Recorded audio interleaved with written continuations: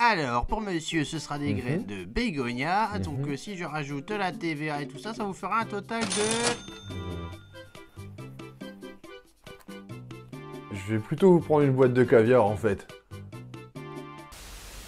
Hey, hey, bonjour mes petits planteurs et bienvenue sur Hortus et merci d'être au rendez-vous, ça fait plaisir.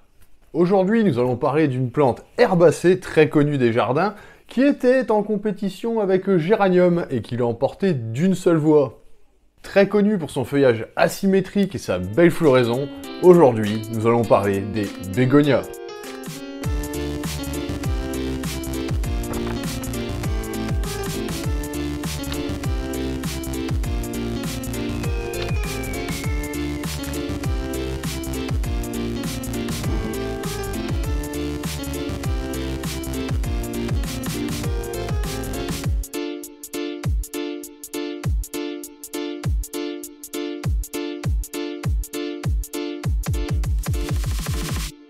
Alors, les bégonias sont toutes des plantes qui appartiennent à la famille des Bégoniacées. Étonnant, non? Non. Le genre comporte plus de 2000 espèces réparties dans les régions chaudes et humides du globe. En Amérique du Sud principalement, mais on en retrouve aussi en Asie du Sud-Est et jusque dans l'Himalaya pour Bégonia grandis. C'est le père, Charles Plumier, au cours de ses nombreux voyages aux Antilles et en Amérique, qui décrivit pour la première fois le genre Bégonia. Son nom vient de Michel Bégon, gouverneur de Saint-Domingue aux Antilles, et aussi botaniste à ses heures, et pour qui Charles avait une grande estime, et il baptisa donc cette nouvelle plante Bégonia. Puis il fut intégré sous ce nom dans la classification classique de Linné. Ah, tu nous avais manqué ma gueule! Avec comme espèce type le Bégonia obliqua, originaire des Caraïbes. Alors oui, l'espèce dite type est l'espèce qui sert, par sa morphologie et son développement, d'espèce de référence pour un genre, c'est-à-dire une sorte de calque à poser sur d'autres plantes pour voir s'ils y appartiennent aussi. Il y a eu aussi d'autres genres décrits par d'autres personnes, comme Begoniella, Semi-Begoniella, Saint-Begonia, mais hop, on met tout ça dans le même panier. Ils sont aussi monoïques, c'est-à-dire une fleur mâle et une fleur femelle sur la même plante, qui sont parfois assez différentes. Mais le truc le plus difficile a été de les regrouper, car ils ont vraiment des pores et des formes très différentes. Bon, c'est le regroupement de 1903, mais je le trouve plus clair et plus simple.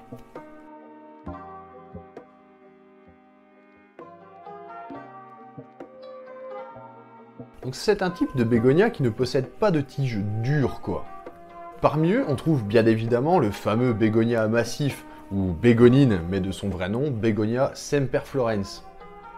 Il est peu coûteux à l'achat et très populaire en horticulture. Il est issu, il semblerait, d'un croisement entre Bégonia cucullata et Bégonia subvillosa. Au fil du temps, il n'a cessé d'être hybridé, et en 97 sort le tout aussi fameux Bégonia dragonwing, bien plus imposant, assez robuste et aussi beaucoup plus résistant au plein soleil. Ils sont pour la plupart considérés comme des annuels, mais ils peuvent être vivaces dans un environnement qui leur convient bien.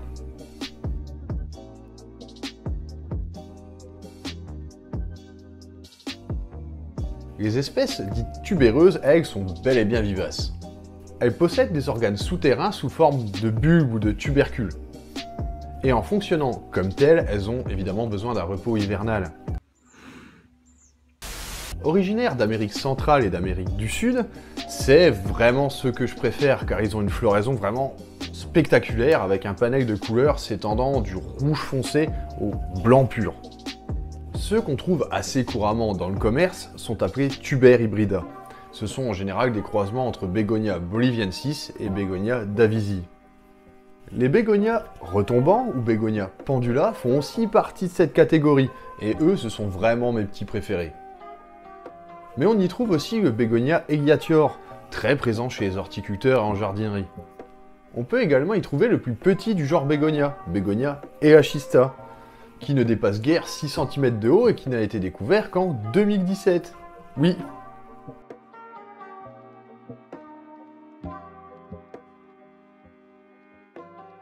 Une autre catégorie qui cette fois-ci regroupe les espèces formant des rhizomes, c'est-à-dire un organe souterrain d'où émergent les feuilles et les fleurs. Ce sont des plantes souvent assez sensibles, pas trop aux parasites, mais surtout au changement d'environnement. Et ce sont les seuls à avoir des feuilles quasi symétriques parfois. C'est dans ce type que l'on retrouve le fameux Bégonia rex, avec ses nombreux feuillages différents, bariolés, panachés, il y en a pour tous les goûts. Originaires d'Inde, ils sont très communs en plantes d'intérieur, mais par contre leur floraison est très discrète, voire insignifiante. Certains horticulteurs et passionnés se donnent à cœur joie de collectionner tous les feuillages différents, car il y en a vraiment beaucoup.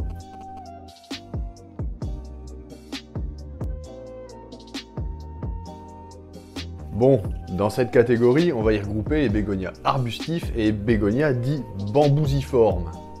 Bah, il y a des bambous, là. C'est-à-dire qu'ils ressemblent à des bambous, quoi. Et on va commencer par ces derniers. Leur morphologie rappelle celle des bambous, d'où leur nom. Et certaines espèces peuvent atteindre plus de 4 mètres de haut. Avec une floraison plutôt sympa et un feuillage très joli également, on y retrouve bien sûr le fameux Bégonia maculata, mais aussi les Tamaya et leurs dérivés. Mais également le Bégonia albopicta et le Bégonia coccinea.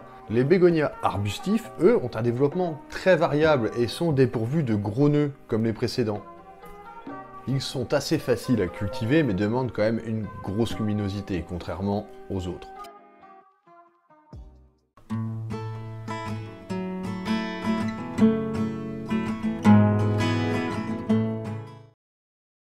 Il faut faire la plantation en sol léger, l'exposition ensoleillée, voire mi-ombragée s'il fait sec. Il tolère l'humidité sans excès. Il faut faire germer les graines à une température supérieure à 20 degrés. L'idéal se situe entre 23 et 24, sans les recouvrir. Concernant les bégonias de type tubéreux, il suffit de mettre les tubercules en végétation au printemps dans un pot à l'extérieur. La division du tubercule est possible. Ils doivent être très peu enterrés dans un mélange de terre et de substrat à une température de 15 à 20 degrés. La partie renfoncée du tubercule doit être tournée vers le haut, arrosée régulièrement. Les boutures se font surtout au mois de mai, lorsque les gelées ont disparu. La croissance de cette plante peut être très rapide, notamment pour les bégonias rhizomateux qui se cultivent le plus souvent en intérieur. En parlant de plantes d'intérieur, le bambousiforme arbustif se bouture assez facilement dans un verre d'eau. En effet, on coupe en hiver une branche non fleurie, on supprime les feuilles de la base et on le place dans l'eau jusqu'à l'apparition des racines, puis on rempote. La plante est à cultiver dans la maison ou dans une véranda, 15 degrés minimum, terre légère, bien drainée mais riche, comme pour les autres. Un terreau pour plantes vertes lui convient parfaitement. Attention aux excès d'eau qui peut entraîner la chute de ses feuilles.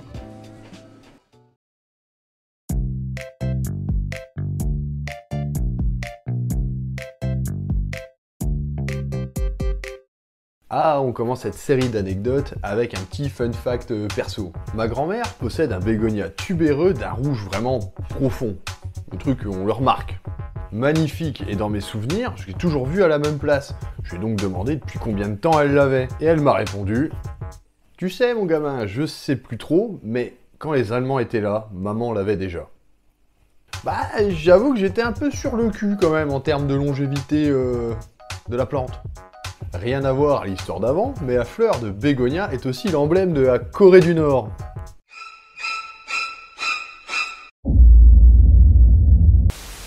Il y a même un cultivar qui s'appelle Kim Jong-ila, je crois que ça se dit comme ça, rouge vif, qui fleurit pour la fête de l'ancien président ou dictateur, ça dépend de quel côté vous vous trouvez de la frontière bien sûr, Kim Jong-il. Bon, vous le savez peut-être, mais les graines de bégo, c'est cher. Mais genre très très cher au poids. C'est à peu près 70 € le gramme pour du bégonia semperflorens tout con dans la période des semis.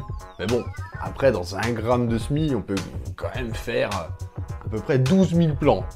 Voilà. C'est un peu paradoxal quand on sait que c'est une des plantes à massif les moins chères, mais voilà, c'est parce qu'un gramme ça contient beaucoup de graines. Mais à titre de comparaison, de l'uranium enrichi pour les centrales, c'est à peu près 10 centimes le gramme. 37 € le gramme pour le caviar albinos, un des plus chers du monde. 35 € le gramme pour de l'or 18 carats, c'est pas rien. Et environ 60 € pour un gramme de cocaïne, pas trop mal. Enfin, ça c'est un pote qui me l'a dit. Enfin, un pote d'un autre pote. Sinon, pour parler de la Grand Place de Bruxelles, tous les 2 ans, on la recouvre d'environ 600 000 fleurs de bégonia tubéreux afin de créer un massif superbe vu d'en haut. Bon, c'est assez chouette, mais ça dure même pas 3 jours. Mais ça vaut le coup d'être vu quand même. Voilà, c'est fini pour les anecdotes et on va passer aux points positifs et aux points négatifs des bégonias.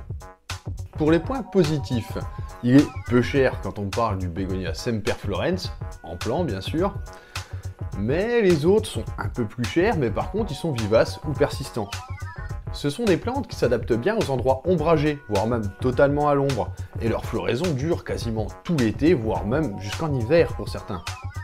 Pour les points négatifs, ils sont très sensibles du gel. Rien qu'un 0, en général, c'est foutu. À part, bégonia grandis, mais c'est vraiment une exception. Pour la plupart, ils sont assez sensibles au plein soleil. Ils peuvent brûler très vite. Et ils sont aussi sensibles à beaucoup de champignons, comme le botrytis quand le climat est trop froid et humide. Et voilà mes petits planteurs, cet épisode sur les bégonias se termine. On a dépassé la barre des 350 abonnés sur YouTube, c'est vraiment cool, alors continuez, c'est vraiment très bien, merci à vous. Merci aussi à mon frère Trut pour la musique, je remercie à chaque fois, c'est normal. Et bien évidemment, n'hésitez pas à mettre un petit pouce bleu, à commenter, à partager aussi, bien sûr, ça fait toujours plaisir et ça permet d'être encore plus nombreux sur la chaîne.